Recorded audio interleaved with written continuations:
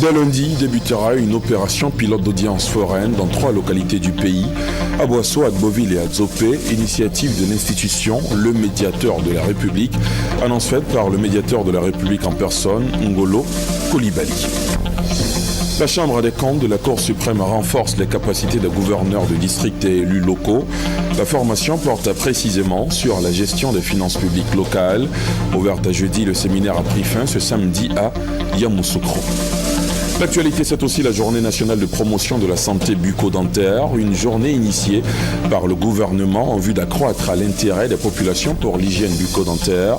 Aussi, il est question d'intensifier la prise en charge très vite dans le domaine. Voilà pour le sommaire, c'est l'heure de la grande édition. Bonsoir à tous et bienvenue dans le Flash Info.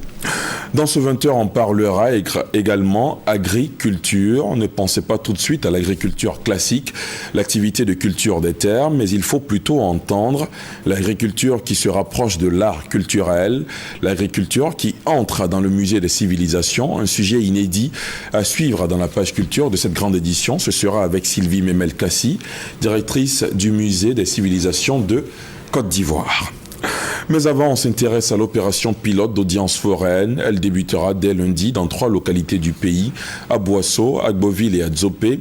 Initiative de l'institution Le Médiateur de la République, annonce faite par le médiateur de la République en personne, Ngolo Coulibaly, hier au siège de l'institution.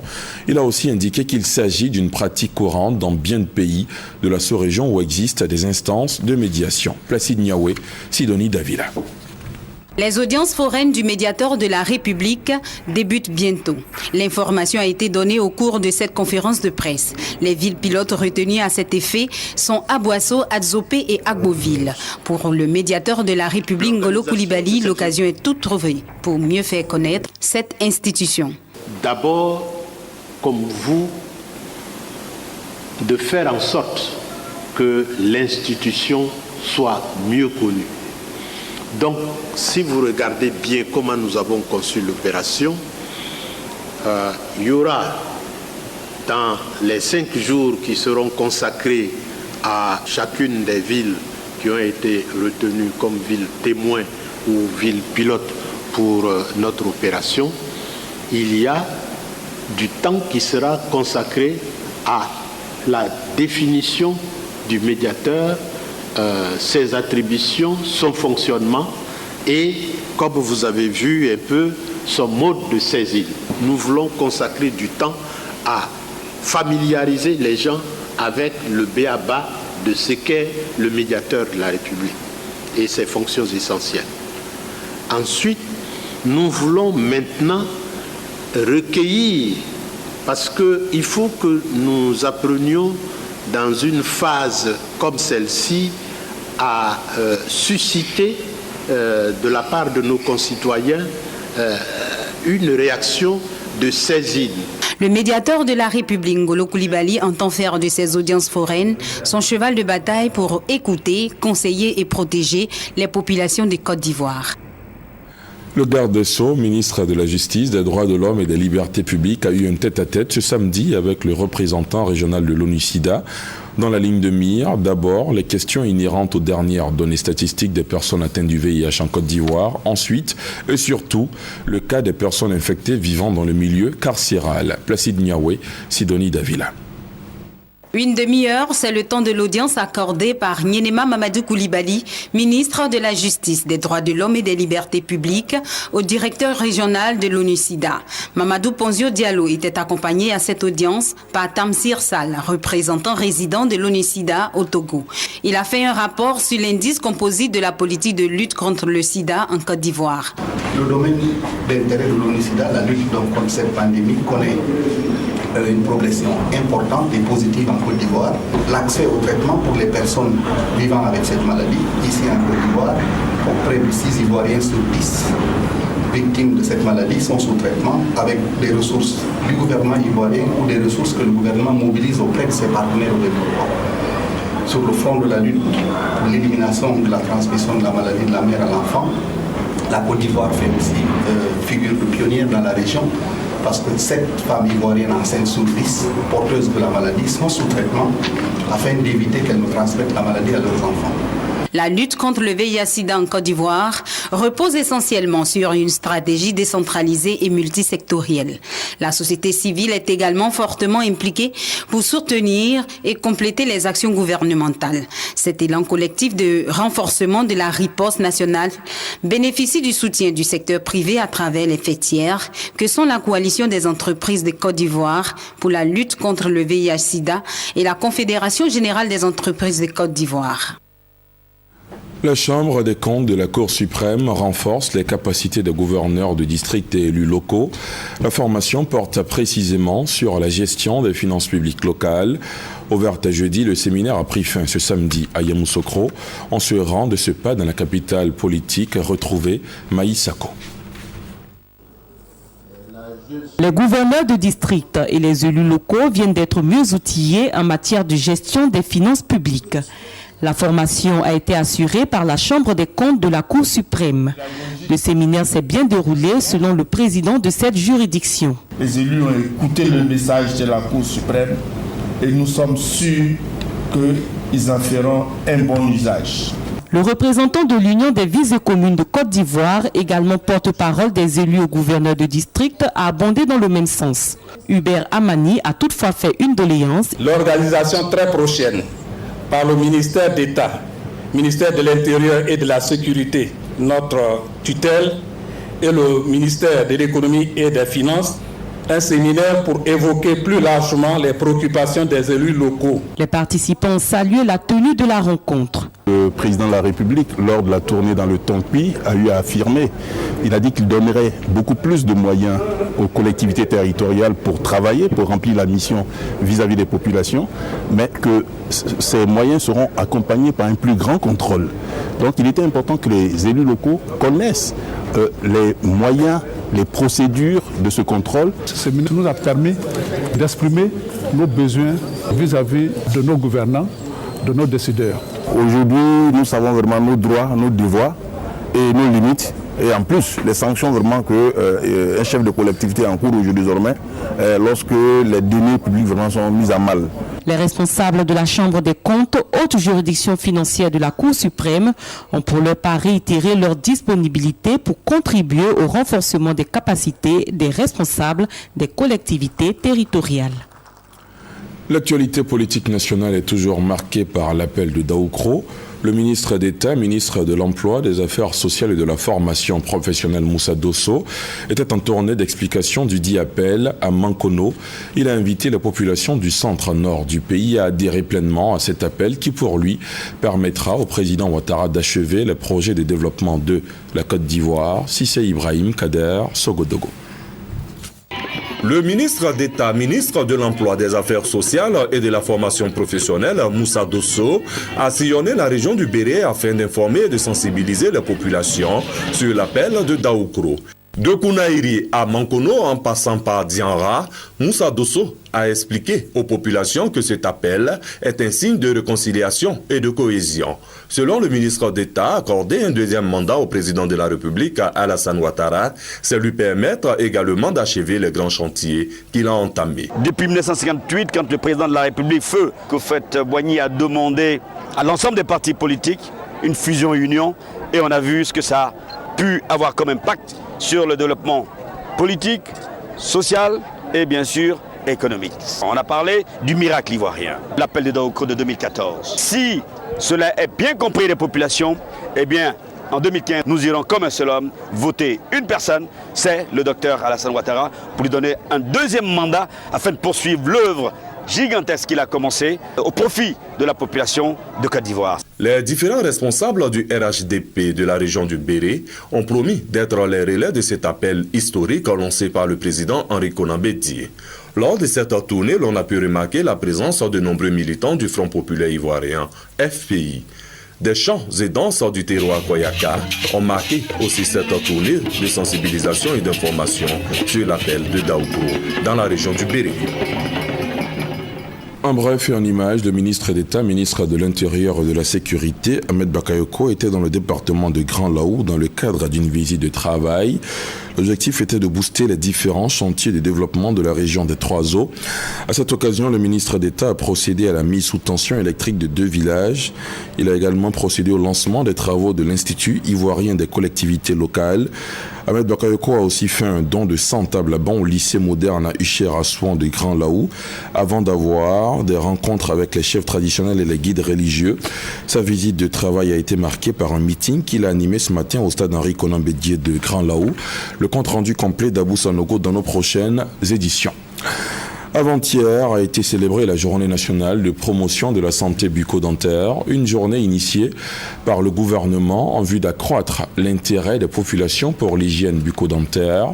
Aussi, il est question d'intensifier la prise en charge très vite dans le domaine.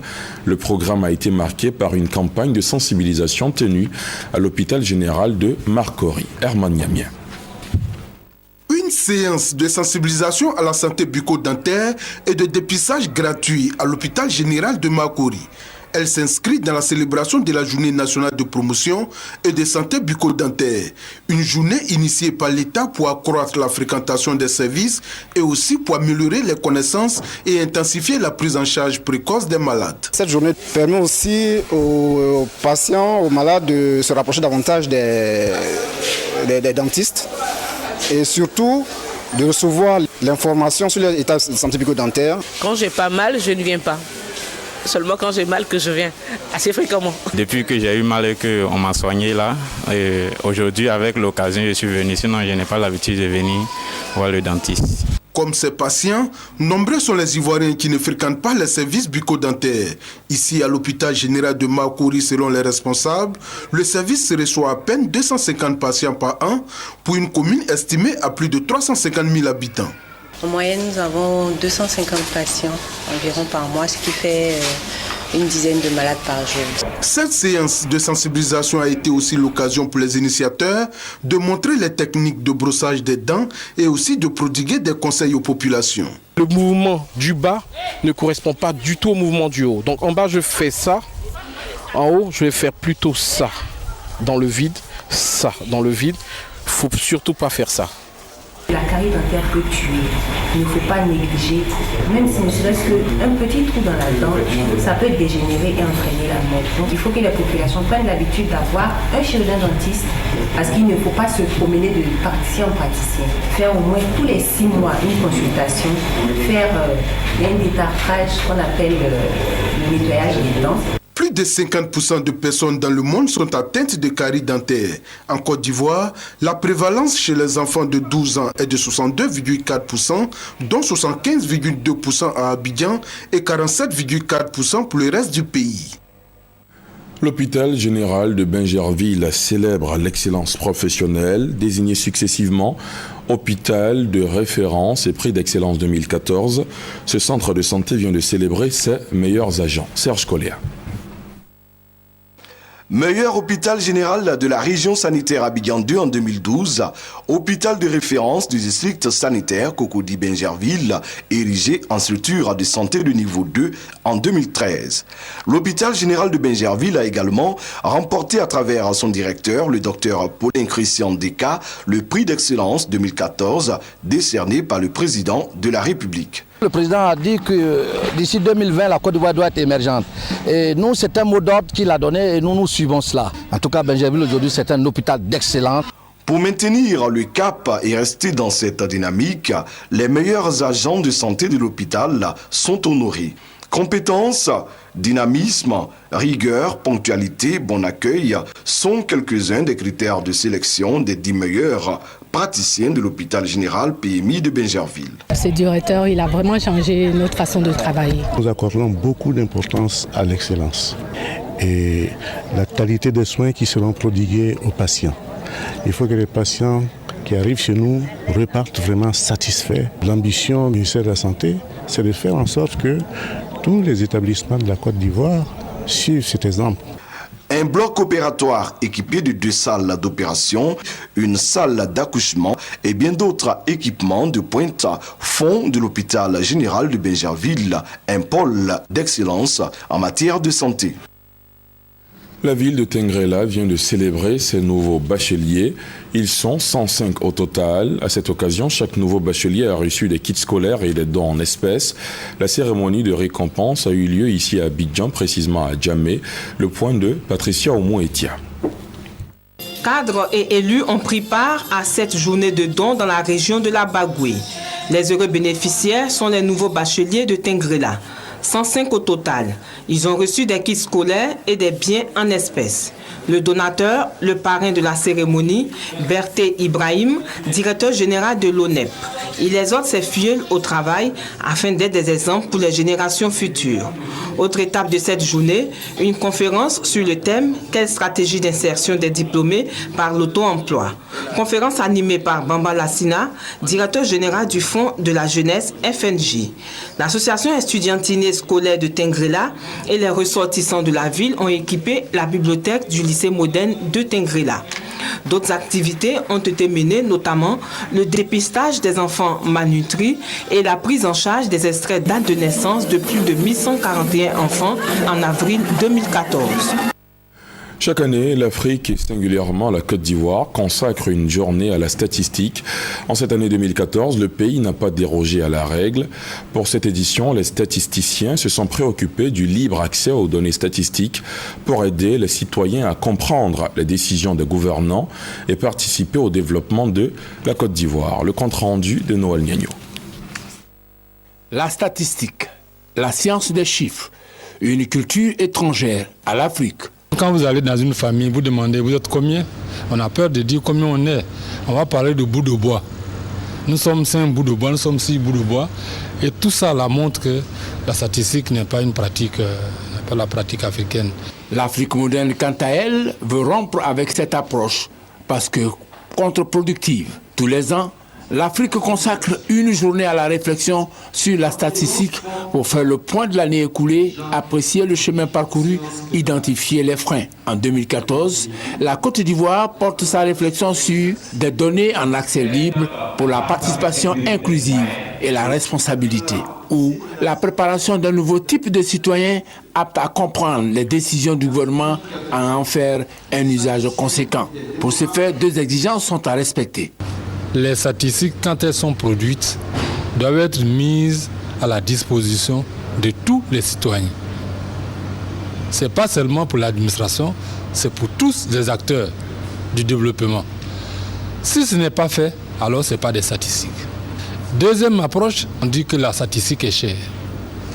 En fait, ce que les statisticiens ou les instituts statistiques vendent, ce n'est pas les chiffres, c'est le support du chiffre qui a un coût et qui a besoin d'être prise en compte dans la transaction. La vulgarisation de la statistique est certainement assez prise. La Fédération nationale des artisans ferrailleurs de Côte d'Ivoire, FENAFERCI, est en train de s'implanter sur l'ensemble du territoire national, le but étant la recherche de sites définitifs d'exploitation. Chantal Ouma Akanda. La Fédération nationale des artisans ferrailleurs des métaux ferreux et non ferreux de Côte d'Ivoire, FENAFERCI, a été portée sur les fonds baptismaux le 27 juin 2013 à la Bourse du Travail de Trècheville. Cette structure s'est assignée plusieurs missions qui sont la sécurisation du transport de la ferraille vers les parcs et usines en éliminant les tracasseries routières, la négociation avec les décideurs pour un prix rémunérateur au regard des coûts mondiaux et la sortie de l'activité de l'informel pour la positionner au rang des fêtières émergentes à l'horizon 2020. La FENAFERCI vient d'installer ses sections régionales. 6 présidents de sections ont été installés par le président de cette structure dans les villes de Korogo, Ferké, Yamoussoukro, Gagnoua, Divo et Boaké. Les garagistes, les forgerons, tous ceux qui sont dans la filière des métaux ferreux et non ferreux soient reconnus par les autorités administratives de la Côte d'Ivoire. On nous a toujours traités des secteurs informels. Il faut que nous sortions de l'informel pour être une activité formelle. Prochaine étape de la FENAFERCI, les régions de l'Est, l'Ouest et le Sud-Ouest. La Fédération nationale des artisans ferrailleurs des métaux ferreux et non ferreux de Côte d'Ivoire veut ainsi doter des sites définitifs pour les ferrailleurs de ces zones. L'opération Une parcelle d'EVA, un certificat foncier, a été officiellement lancée mercredi à Bonois par le ministre de l'Agriculture, Mamadou Sangafoua Coulibaly. C'était en présence des différentes parties prenantes du projet. J'ajoute que cette action s'inscrit dans le cadre de la mise en œuvre du programme national de sécurisation du foncier rural. L'éclairage de Mamadou Traoré est commenté par Noël Niagno. Situé à une vingtaine de kilomètres d'Abidjan, Bonois pèse 35% de la production nationale d'EVA. Voilà qui explique son choix par les EVA-culteurs ivoiriens pour engager le pari de l'opération visant à sécuriser leurs droits fonciers sur les parcelles occupées partiellement ou entièrement. Mettre une plantation d'EVA sur un terrain, c'est connaître l'histoire du terrain. Et aujourd'hui, nous voulons que le planteur d'EVA ait tous ses atouts en main pour pouvoir vis-à-vis des banquiers parler et répondre, pour pouvoir vis-à-vis de l'administration montrer qu'il est en règle et qu'il travaille dans un contexte propre, sécurisé, dont il a la maîtrise. Entre autres conditions fixées aux producteurs d'EVA, avoir une parcelle dont la surface est plantée en partie en EVA. Ne pas avoir de litige avéré sur la parcelle ou encore solder les frais d'acquisition du certificat dans un délai de 6 mois. Les planteurs ont jusqu'au 30 novembre prochain pour s'inscrire. Pour le ministre de l'Agriculture, cette initiative de la PROMAC, Association des producteurs manufacturiers de caoutchouc, cadre avec la volonté du gouvernement de résoudre l'épineuse équation du foncier rural. À partir de maintenant, le ministère de l'Agriculture ne fera plus de projets agricoles sans qu'au préalable, la question foncière sur les terres ne soit réglée. La deuxième décision, c'est de dire toutes les terres sur lesquelles nous avons des exploitations aujourd'hui, nous allons progressivement inviter les exploitations de ces terres à clarifier la situation foncière. Et ce que nous faisons cet après-midi rentre parfaitement dans ce cadre. En Côte d'Ivoire, sur les 23 millions d'hectares de terres arables existants, seuls 2% bénéficient d'un titre d'occupation délivré par l'administration. Dans ce 20h, on se rend aussi dans l'ouest du pays, dans la ville de Mans, une zone carrefour qui permet de regagner facilement la plupart des localités alentours. Si l'activité du transport routier est aujourd'hui en plein essor dans la ville, cela est dû aux efforts des différents syndicats qui ont choisi de travailler ensemble. Mais aujourd'hui, vu l'accroissement des besoins de déplacement des populations et du parc automobile, les gares sont devenues exiguës. Le reportage d'Evoué et Franck Wadio. Minicar chargé de bagages et jeunes brouettiers au coin des rues. La gare de Mans en cette période pluvieuse est en pleine effervescence. Ne pas se fier cependant à l'apparent désordre. Selon ses responsables syndicaux, ici, l'on a connu pire. Il y avait beaucoup de syndicats auparavant. Chacun était dans son chacun, dans le désordre. 4 syndicats de transporteurs désormais réunis, un vœu de la tutelle et des autorités locales en phase d'expérimentation. Cela nécessite une bonne stratégie d'organisation. On s'est mis ensemble, on a mis chacun envoie son ticket. Toi tu travailles une semaine, l'autre monte, il fait une semaine, mais ensemble. D'autres transporteurs, par contre, ont des idées toutes tranchées. Ma proposition est que l'État régionalise les syndicats. Pour que dans la région, on sait qu'aujourd'hui dans la région de Mans, si on dit désigner un patron, nous allons désigner celui qui est transporteur. La réorganisation du secteur du transport, certes, mais aussi la question du site, devenu au fil des années exigu. Avec l'évolution du transport, ce site-là, on est un peu étouffé là-dedans. On a sollicité l'aide du gouvernement, des autorités locales, de nous trouver un site un peu vraiment bien libre, qui peut ressembler à une gare internationale. Mais le confort, les passagers disent, le rechercher dans les cars, surtout que la sécurité est de retour sur les sentiers, dans cette partie occidentale de la Côte d'Ivoire. Dans la sécurité, les chauffeurs sont consciencieux et puis ils savent parler aux passagers. Et puis bon, ils ne font pas trop d'arrêts intempestifs. Situé à environ 600 km de la capitale économique, Mans fait sa mue au niveau du transport routier.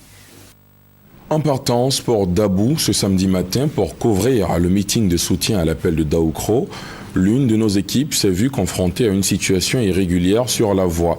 Un gros camion de près de 30 tonnes essayant d'amorcer la montée sur une côte s'est retrouvé en plein milieu de la route. L'engin a ainsi barré le passage et causé d'énormes difficultés aux usagers. On retrouve Sidonie Davila sur le tronçon Abidjan-Dabou. Interdit sur l'axe Abidjan-Dabou.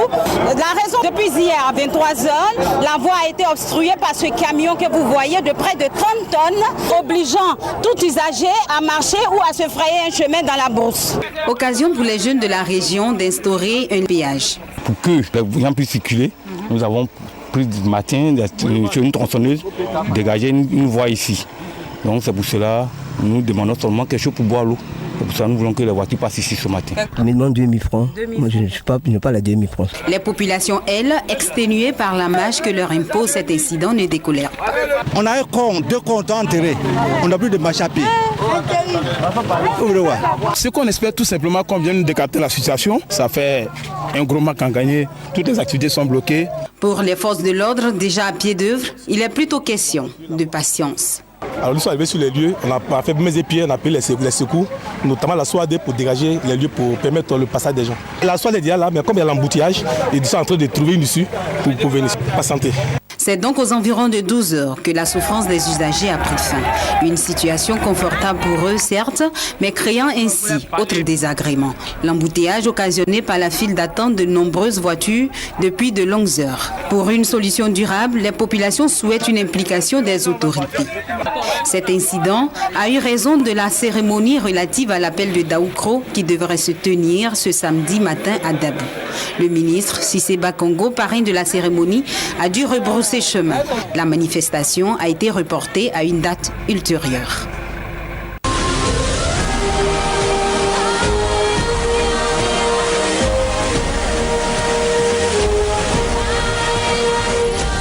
Bienvenue dans la page culture qu'on ouvre avec l'ouverture hier du Festilag, le Festival international du film des lagunes. Il aura lieu cette année dans la ville d'Abidjan, Grand-Bassam, Bouaké et Yamoussoukro.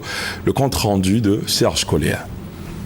Limousine digne des films hollywoodiens pour accueillir les membres du jury et les invités spéciaux venus de 17 pays du monde, chasseurs d'images à l'affût, le tout dans une ambiance de cinéma. Le public de Yopougon ne pouvait pas rêver mieux pour le lancement de la 3e édition du Festilag, le Festival international du film des lacs et des lagunes. Le cinéma doit être un business. Il faut que ceux qui travaillent dans le cinéma puissent vivre de leur travail. C'est pour ça que nous venons à Yopougon, à Bobo Doumé, pour aller reconquérir le public populaire. Ce rendez-vous abidjanais du 7e art, initié par Naki Sissavané, affiche ainsi son ambition de redonner au public ivoirien le goût des grandes salles de cinéma, tout en relançant l'industrie cinématographique en Côte d'Ivoire. Vous avez en Côte d'Ivoire un homme bien en place qui est Monsieur Maurice Kouakou Bandaman, qui est ministre de la Culture, qui fait beaucoup de choses. Et là, je m'adresse directement à lui en disant, Monsieur le ministre, soutenez le cinéma. Et je sais qu'il le soutient fermement. Le cinéma, c'est deux choses. C'est un miroir pour se regarder et une vitrine pour mieux se voir, c'est-à-dire pour mieux se faire connaître ailleurs. Le Festilag, le Festival international du film des lacs et des lagunes, se tient du 21 au 29 novembre prochain à Abidjan. Plusieurs prix seront décernés. 34 projections de films sont à l'affiche. Je vous le disais en début de journal, dans la page culture ce soir, on parle essentiellement agriculture. Ne pensez pas tout de suite à l'agriculture classique, l'activité de culture des terres, mais il faut plutôt entendre l'agriculture qui se rapproche de l'art culturel, l'agriculture qui entre dans le musée des civilisations. Un sujet inédit qu'on aborde avec Sylvie Memel-Kassi, directrice du musée des civilisations de Côte d'Ivoire. Bonsoir. Bonsoir. Alors, le monde agricole au musée est un voyage historique retraçant les grands symboles de l'agriculture ivoirienne d'hier à aujourd'hui. Voyage entamé le 3 novembre dernier et qui se poursuivra jusqu'au 31 janvier prochain. Quel est l'intérêt de faire une exposition sur l'agriculture ? Je vous remercie. Pour nous, institution patrimoniale, pour la culture, c'est très très important dans la mesure où ça entre dans les missions globales de valorisation, de sauvegarde et de promotion de nos valeurs culturelles. Et l'agriculture fait partie intégrante des missions du musée qui a des spécimens qui portent justement sur le secteur de l'agriculture. D'accord, vous parlez de spécimens justement. Qu'est-ce que vous exposez depuis le 3 novembre ? Alors donc depuis le 3 novembre, nous exposons des objets ethnographiques en rapport avec le secteur de la canne de sucre, le secteur de l'évéaculture, le secteur du palmier à huile, avec un partenaire, une entreprise citoyenne, la CIFCA notamment.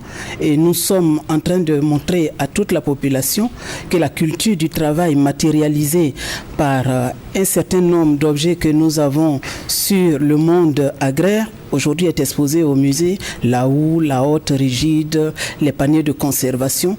Nous les connaissons depuis le paléolithique jusqu'au XXe siècle. Est-ce que cette exposition connaît un véritable engouement des populations ? Oh oui. Depuis le retour des congés de la Toussaint, plus précisément depuis le début de cette semaine, il ne se passe pas de jour sans que nous n'inscrivions la visite d'établissements scolaires au musée, sans compter les groupes organisés qui viennent aussi. Nous sommes aujourd'hui depuis le 3 novembre jusqu'à aujourd'hui où nous avons encore reçu des élèves hier, nous avons aussi reçu avant-hier, c'était pareil. Nous sommes à aujourd'hui plus de 1000 visites et pour nous c'est très très encourageant. On aura l'occasion de poursuivre cet entretien, mais avant, suivons ce reportage. Agriculture, le monde agricole au musée, c'est un voyage culturel historique retraçant les grands symboles de l'agriculture ivoirienne d'hier à aujourd'hui. 200 objets agricoles sont exposés au musée des civilisations de Côte d'Ivoire, ici à Abidjan, depuis le lundi 3 novembre dernier. Cette exposition va durer 3 mois. Le point avec Serge Coléa.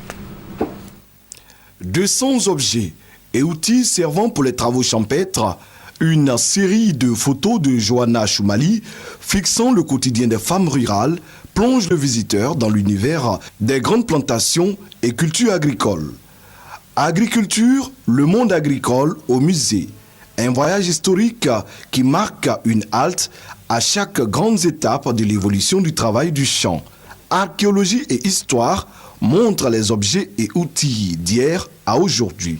Le premier président de la République de Côte d'Ivoire, Feu Félix Houphouët-Boigny, y figure en bonne place, lui qui a été planteur et président du syndicat agricole africain. Agriculture au féminin est un hommage aux femmes qui jouent un rôle majeur dans la sémaille. Moment de labeur, instant de vie, esprit d'équipe, y sont notamment représentés. Autre tableau, les plantations villageoises. Il y a également les grandes surfaces cultivables, les plantations industrielles. Le monde agricole au musée pour le ministre de l'Agriculture, Mamadou Sangafoua Koulibaly, se veut une exposition éducative et instructive. Un regard sur le passé, sur la pénibilité des travaux, afin de relever le défi de la modernisation de l'agriculture ivoirienne. Pour le ministre de la Culture et de la Francophonie, Maurice Kwaku Bandaman, culture et agriculture vont de pair. L'une concerne les semences de la terre, l'autre les semences de l'esprit et du cœur. Madame Sylvie Memel, on vient de voir à travers ce reportage qu'un point d'honneur a été accordé à l'agriculture féminine. Pourquoi ? Je crois qu'aujourd'hui, c'est dans les préoccupations de tous les experts en développement durable d'intégrer les femmes dans le tissu social. Et je crois que le partenaire a eu une très très bonne idée de rendre hommage à toutes ces femmes qui sont des récolteuses, qui sont des planteuses, qui sont dans les plantations industrielles. Et vous les voyez au travail et vous comprenez véritablement l'importance de la femme aujourd'hui dans tous les secteurs d'activité. Est-ce que les acteurs du monde agricole ont de l'intérêt pour cette exposition? Oh oui, depuis l'ouverture jusqu'à aujourd'hui, nous avons reçu pas mal de visites d'établissements agricoles, tout comme ceux qui sont dans le domaine agricole au niveau traditionnel avec les autorités coutumières. Et donc nous recevons tous les publics, quoi. D'accord. Au-delà de l'agriculture, vous travaillez sur plusieurs programmes. La prochaine thématique après l'agriculture qui s'invite au musée, ce sera quoi? Alors, nous voulons saisir cette occasion pour dire que cette exposition entre dans ce que nous avons appelé les grandes expositions thématiques avec les entreprises nationales que nous voulons pour nous accompagner dans nos différents programmes. C'est un appui de ces entreprises. Oui, parce que le musée aujourd'hui a vocation de valoriser les produits commerciaux des entreprises à travers les expositions thématiques comme ce que nous sommes en train de vivre aujourd'hui. Et je pense que c'est tout à fait très important au niveau de la rentabilisation, au niveau de du capital confiance pour la clientèle de ces entreprises d'entrer dans un espace comme le musée national. Et nous voulons aussi dire qu'aujourd'hui le musée des civilisations est devenu incontournable, aussi bien au niveau national qu'au niveau international, parce qu'au moment où nous parlons justement, les objets du musée sont en train de faire le tour de l'Europe, qui a compris qu'au niveau de la sculpture traditionnelle, un hommage devait être rendu à la Côte d'Ivoire. Et depuis le mois de février, pour des haltes de 4 mois dans chaque pays, on a commencé à Zurich, nous sommes allés à Bonn et aujourd'hui nous sommes à Amsterdam, aux Pays-Bas, où la reine Béatrice est celle-là même qui a organisé cette exposition hommage à la Côte d'Ivoire et le ministère de la Culture était représenté. L'ambassadeur de la Côte d'Ivoire là-bas était également. D'accord, on le voit dans les grandes nations, les musées sont prisés des populations et tout. Est-ce que chez nous ici, le citoyen lambda se rend comme ça au musée des civilisations? Il faut dire que depuis quelque temps, par rapport aux statistiques que nous avons dressées, les choses, disons que la balance a été renversée. Si au départ, on parlait des touristes, on parlait du monde occidental, aujourd'hui, il faut reconnaître que les Ivoiriens sont en train de franchir le seuil des musées et particulièrement du musée des civilisations. Est-ce que vous ne pensez pas qu'il y a des choses à faire, communiquer davantage autour du musée justement pour susciter l'engouement chez la population? Et nous voulons saisir justement cette occasion pour dire que la télévision, la presse est notre partenaire privilégié parce que vous êtes les porte-voix des musées, ces établissements qui ne sont pas trop fréquentés, qu'on assimile à tort à des établissements élitistes, alors que ce sont des établissements qui gardent aujourd'hui toute la mémoire collective et le musée des civilisations a des objets qui sont représentatifs de toute la culture de Côte d'Ivoire dans sa diversité et dans son unité. Merci à vous Sylvie Memel-Kassi. Je rappelle que vous êtes directrice du musée des civilisations de Côte d'Ivoire. Avec vous, on a parlé de l'agriculture qui entre dans le musée des civilisations. Merci pour toutes ces précisions. Et c'est ici qu'on met un terme à ce journal. Merci de l'avoir suivi. Excellent week-end sur la chaîne qui rassemble.